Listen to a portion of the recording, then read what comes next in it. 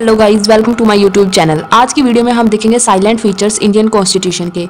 तो सबसे पहले आपको पता होगा कि ये हमारा सेमी जो है फेडरल कॉन्स्टिट्यूशन है।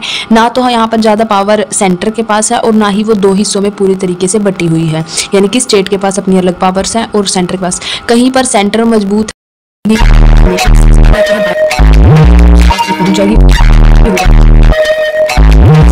अप्लाई है। ना तो यहाँ पर ज़्यादा पावर सेंटर के पास है और ना ही वो दो हिस्सों में पूरी तरीके से बटी हुई है, यानी कि स्टेट के पास अपनी अलग पावर्स हैं और सेंटर के पास कहीं पर सेंटर मजबूत है, कहीं पर स्टेट्स को भी पावर दी गई है। ऐसा नहीं है कि पूरा कंट्रोल सेंटर के पास ही है। तो शुरू करते हैं। सबसे पहले जो इंडियन कॉन्स्टिट्यूशन है वो एक रिटन कॉन्स्टिट्यूशन है एंड अब इसके अंदर बुक के according 444 articles and 26 parts and 12 schedules हैं एंड इसमें 100 से ज़्यादा जो है वो अमेंडमेंट हो चुके हैं। एक्चुअली ये बुक जो है 2018 जो है प्रिंट है, तो इसके अंदर अब चेंजेस हो चुके हैं। जैसे भी चेंजेस होंगे उसके अकॉर्डिंग मैं क्लिप लगा दूंगी एंड आपको इन्फॉर्म कर दूंगी। उसके बाद है कि आप मुझे कमेंट कर ये बताना कि यहाँ पर जो है अमेंडमेंट की पावर कौन से आर्टिकल के अंदर दी गई है इंडियन कॉन्स्टिट्यूशन के अंदर। नंबर 2 पर द कॉन्स्टिट्यूशन ऑफ इंडिया में be said to be a combination of both rigid and flexible. जैसे कि हमारा एग्जांपल है article 368 of the constitution provide for amendment of certain provisions but the amendment should not destroy the basic structure of the constitution. Flexible भी है but at a time rigid भी है। इसके main basic structure है इसका जो Indian constitution एक, जैसे मान लो आप कोई भी एक्ट बनाते हो तो उसका एक बेसिक स्ट्रक्चर होता है, तो आप उसको हार्म किए बिना इसको अमेंड तो कर सकते हो, बट वही जो इसका बेसिक स्ट्रक्चर है उसको अमेंड करना बहुत मुश्किल है। यानी कि उसके अंदर आप नए प्रोविजंस तो डाल सकते हो बट आप पुराने वालों को डिलीट नहीं कर सकते। एंड ये दिया गया है आर्टिकल 368 के अंदर और ये हमारा हेल्ड हुआ था केशवानंदन भारती केस के अंदर। आपको पता होगा ये हमारे कॉन्स्टिट्यूशन का एक लैंडमार्क केस है। उसके बाद चलते हैं हम नंबर 3 पर। The constitution of India starts with a preamble which declare that India is a sovereign secular democratic and Republic. आपको पता होगा हमारा प्रीएम्बल जो है जिसके अंदर 42nd अमेंडमेंट के द्वारा कुछ वर्ड्स एक्स्ट्रा ऐड हुए थे उसको भी हमारे बेसिक स्ट्रक्चर का पार्ट बताया गया है। एंड ये हमारा एक तरीके से की है उन लोगों के दिमाग को या उन लोगों का जो थिंकिंग थी उसको जानने के लिए जिन्होंने इंडियन कॉन्स्टिट्यूशन को बनाया। उसके बाद नंबर 4 पर चलते हैं। The constitution of India provides for parliamentary form of government both at the centre and the state. यहाँ पर प्रेसिडेंशियल फॉर्म नहीं है गवर्नमेंट की, ये हमारी पार्लियामेंट्री फॉर्म है गवर्नमेंट की, क्योंकि यहाँ पर जो मेन फंक्शंस हैं वो हमारे पार्लियामेंट के पास हैं, प्रेसिडेंट के पास सिर्फ और सिर्फ साइनिंग अथॉरिटी है। एंड उसके बाद आगे चलते हैं। The constitution of India has federal system of government which is unitary basis. यानी कि यहाँ पर जो मैंने आपको शुरू में बताया कि ये फेडरल सिस्टम है बट यहाँ पर कुछ एक यूनिटरी भी है एंड फेडरल भी है, यानी कि क्वासी फेडरल है ये हमारी। Indian constitution neither purely federal and nor purely unitary but it is combination of both. उसके बाद है Indian constitution provide fundamental rights namely right of equality, right to freedom, right against exploitation, right to fundamental of religion, cultural and educational right, right to property, right to constitutional remedy which protect liberty and freedom citizen.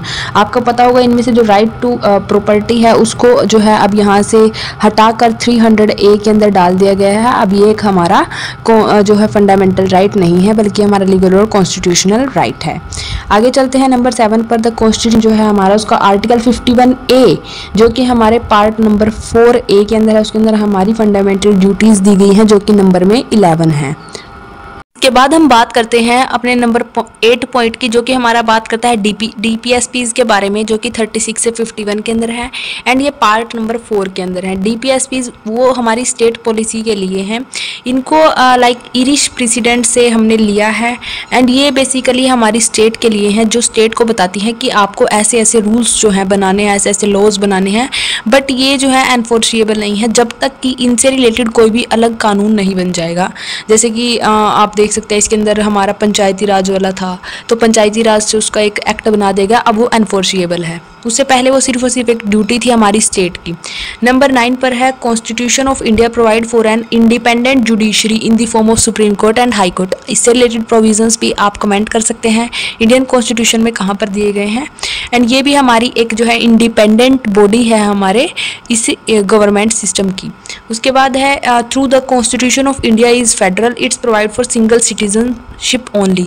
अगर हम citizenship के हिसाब से देखें तो ये एक single citizenship देता है। जैसे कि आपको पता होगा अमेरिका के अंदर डबल सिटीजनशिप है, आपको एज अ अमेरिकन भी सिटीजनशिप मिलती है एंड एज आप जिस स्टेट में रहते हैं उसकी भी आपको सिटीजनशिप मिलती है।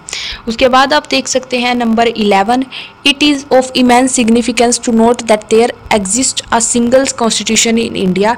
एंड हमारे इतना बड़ा इंडिया होने के बाद भी आपको पता होगा कि हमको अनेकता में एकता बोला जाता है भारत को। एंड यहाँ पर देखा होगा आपने कि एक सिंगल कॉन्स्टिट्यूशन है जो इतने बड़े देश को, इतनी विविधता होने के बाद भी, इतने डिफरेंसेस होने के बाद भी एक सिंगल कॉन्स्टिट्यूशन इतने बड़े देश को गवर्न कर रहा है।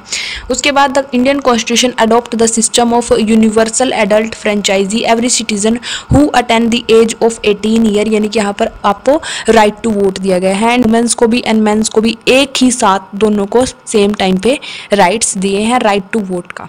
उसके बाद है The Constitution provide the autonomous organizations such as Financial Commission, Election Commission, Auditor General, Union Public Service Commission।